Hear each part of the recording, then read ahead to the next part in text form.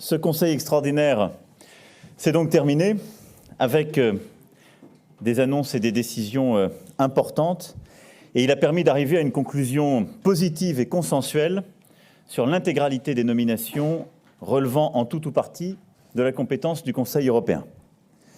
Et c'est, je crois, à cet égard extrêmement positif pour l'Europe et pour les dirigeants qui sont investis à cette mission depuis dimanche midi. En effet, la proposition faite par le Conseil européen d'Ursula von der Leyen à la tête de la Commission, de Charles Michel comme président du Conseil européen, et aussi du Conseil en format zone euro, de Josep Borrell comme représentant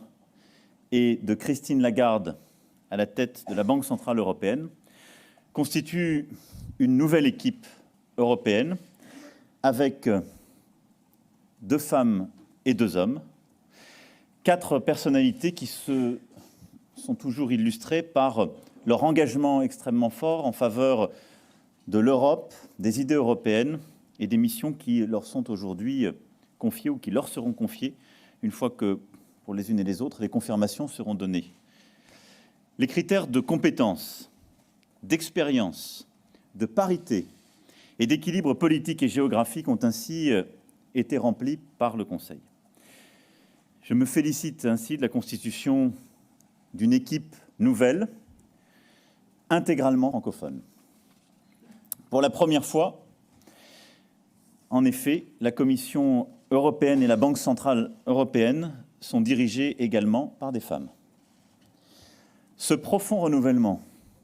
reflète d'une part les nouveaux équilibres politiques qui ont émergé suite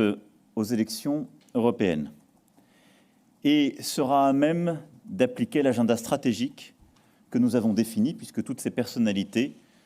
épousent cet agenda et ces grandes lignes.